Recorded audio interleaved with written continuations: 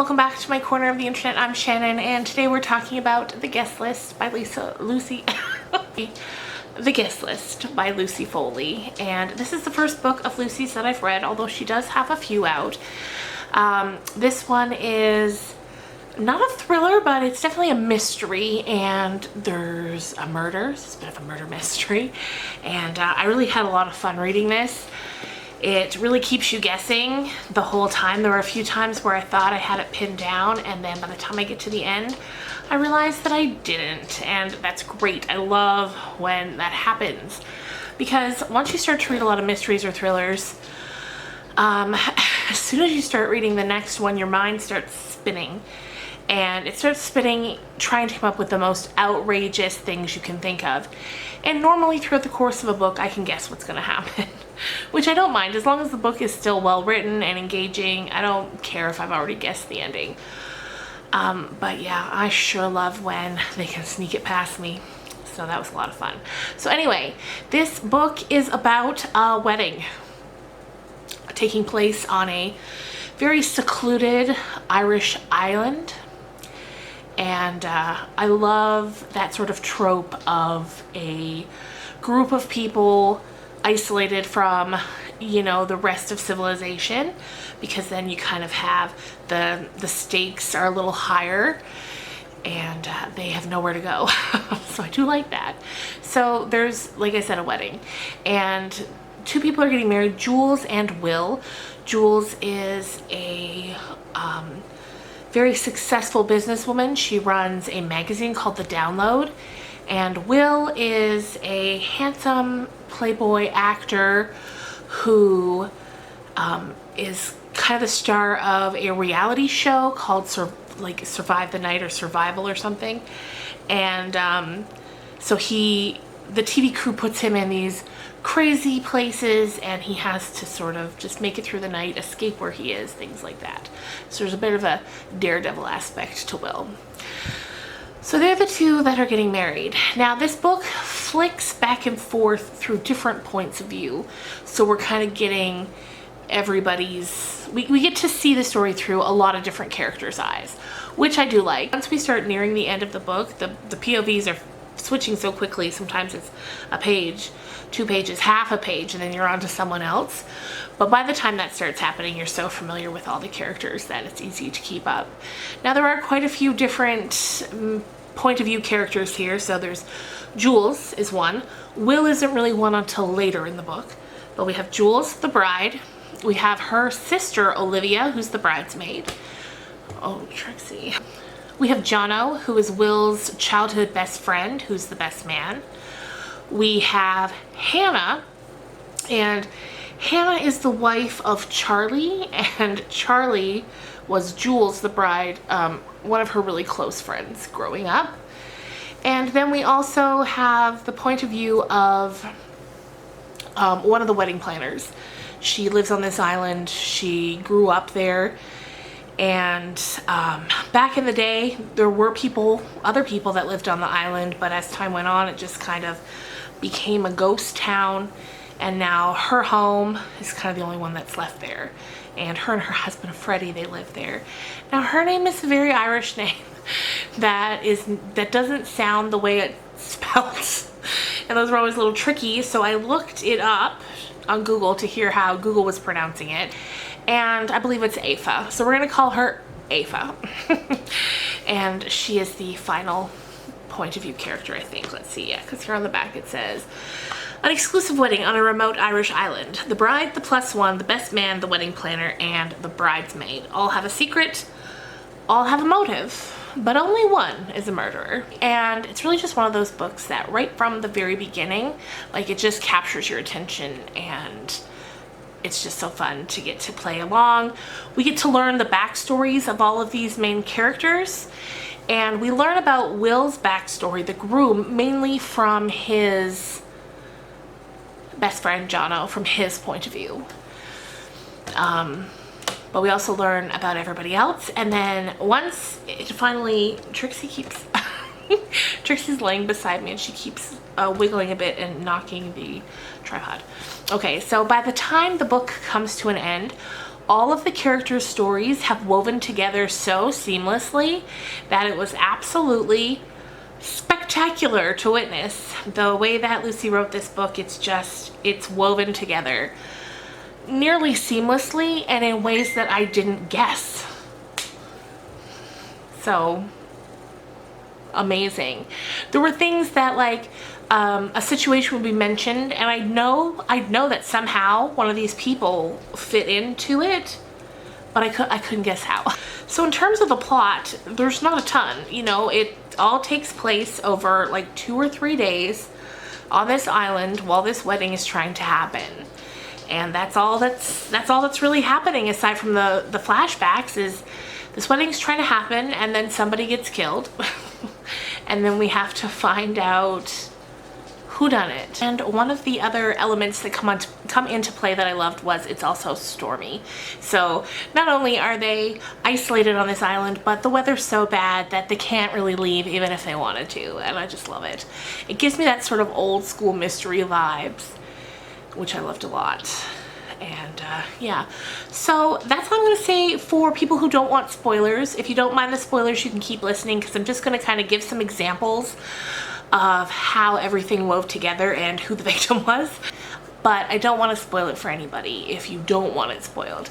So I would definitely recommend The Guest List. I would give it 2 thumbs up. I thought Lucy was a great writer. I would definitely read another book by hers. I saw another one is called The Hunting Party, and I would check that out for sure. But yeah, 2 thumbs up. Loved it a lot. So now that they're gone, we'll get into it a little bit. So the victim, the murder victim, is the groom, Will, the actor. And it's shortly after the wedding takes place, so it's on the wedding night, when he gets killed. So as we had been learning throughout the book, so there's just, this book's a little difficult to talk about because there are so many different characters that it kind of, I don't know where to begin telling you about someone. So we'll start with the story that I found the most interesting, and I don't know why I didn't put 2 and 2 together, but I just didn't. And that's with Olivia. So she's the bridesmaid and the bride's sister. And so one night, we know that, so right off the bat we know that she's been through a breakup, she's troubled about something.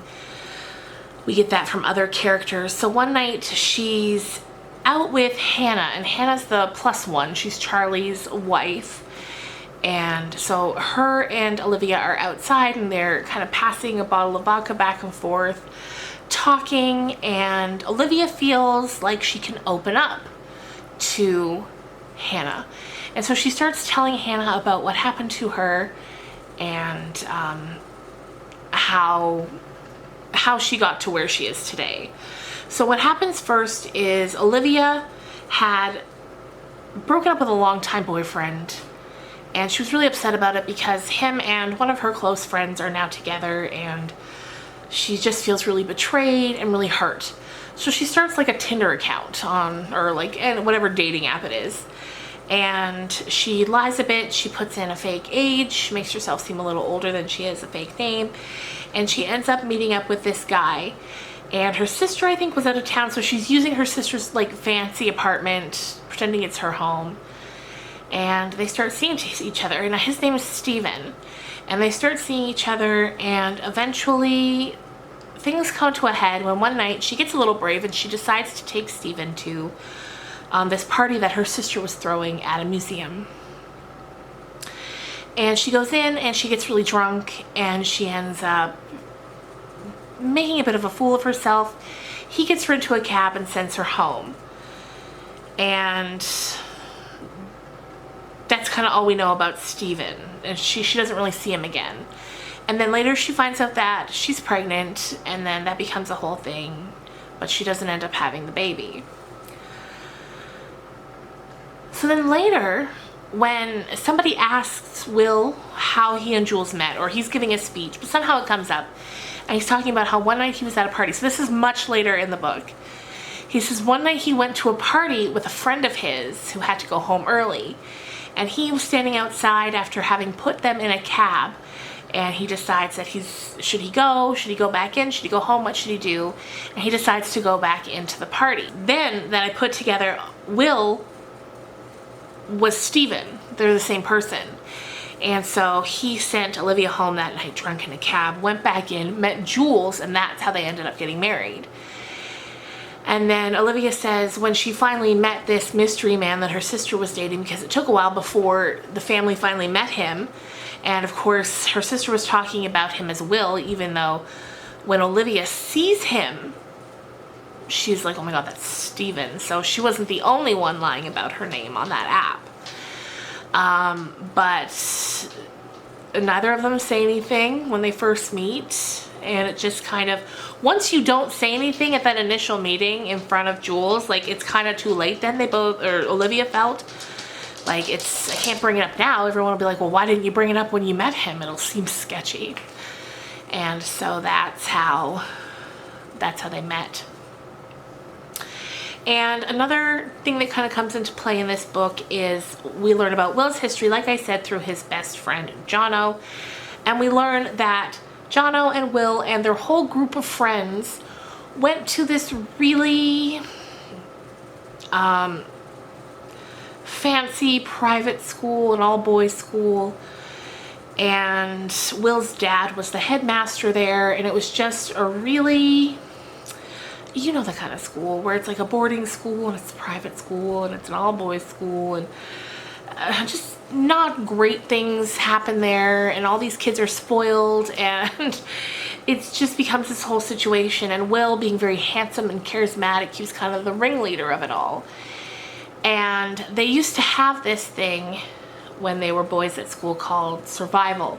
And what they would do is they would haze the new kids, or just kids they didn't like, by tying them up, putting them somewhere, and then leaving them there for the night, having to make their way back to the school on their own. And we find out that Jono's been tortured for years because one night when they did that, one of the boys, this boy who did nothing wrong, who was just this sweet kind of nerdy boy, Will had it out for him because Will did something bad. He stole some exam papers, and this kid knew. And that's all he did wrong, was being at the wrong place at the wrong time. And so Will decides he's gonna teach him a lesson, you know, scare him a bit. And he put him out, and it was out on the beach, but too far out, and then the tide came in and that boy drowned, which Jono carried that guilt around for his whole life, and he suspects that Will knew. Because they tied him to a chair. He suspects that Will knew that this boy wouldn't be able to get out in time and he would drown. But Will, of course, says, no, it was an accident. How could I have known that?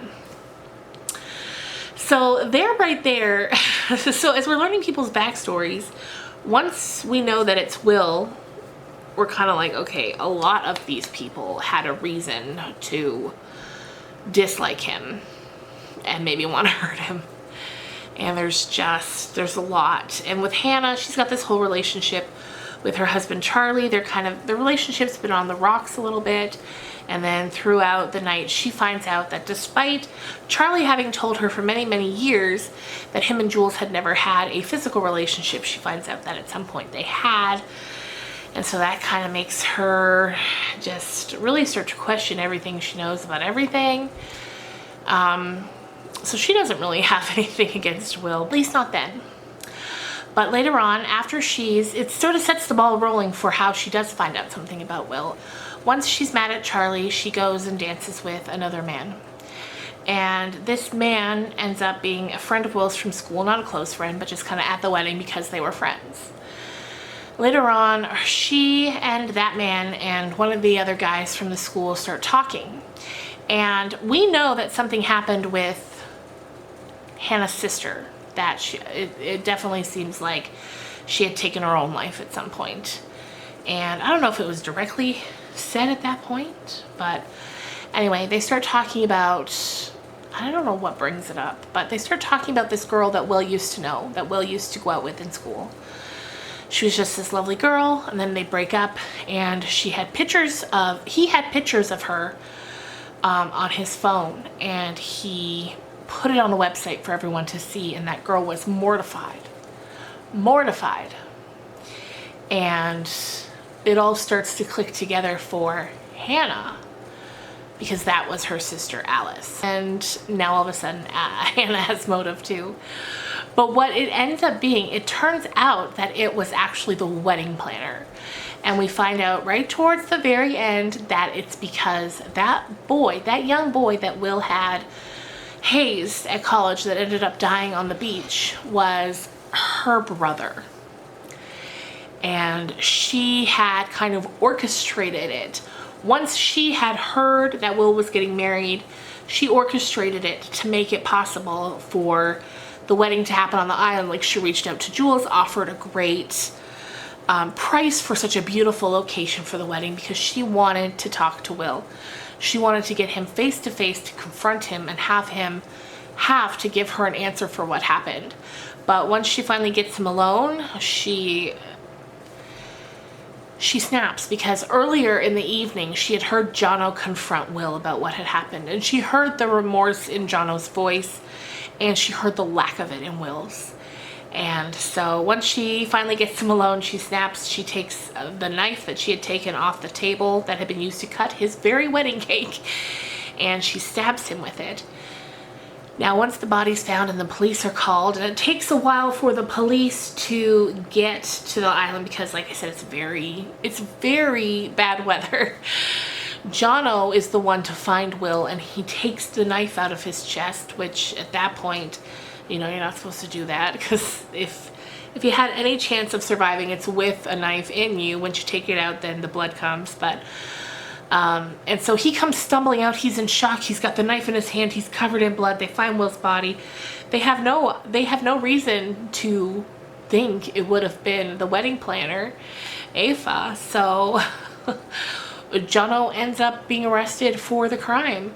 And in his mind, it feels like his just desserts. You know, he feels like this is exactly what he deserves. And he doesn't really fight it too much. He feels like he's finally being punished for what he did all those years ago, even though it wasn't his fault. But he feels like because he didn't say anything back then, you know, all those kids, they had been a part of it. Even though it had been Will's plan, Will's doing, they didn't speak up. So he feels like now he'll finally maybe not be tortured for the rest of his life with that guilt. So there you go, you guys. That's The Guest List by Lucy Foley. It was a great book. Like I said, it kept me guessing. It kept me turning those pages. Would definitely recommend. Let me know in the comments down below if you've read this book and what you thought of it. Let me know also if you've read her other book, The Hunting Party, and what you thought of that. I'd be very curious to see if it's similar or different, or what you thought of it. But yeah, thank you guys so much for watching. There'll be another 2 chapters of Emily of New Moon this weekend, which I hope you'll enjoy. And I will see you then. Bye, guys.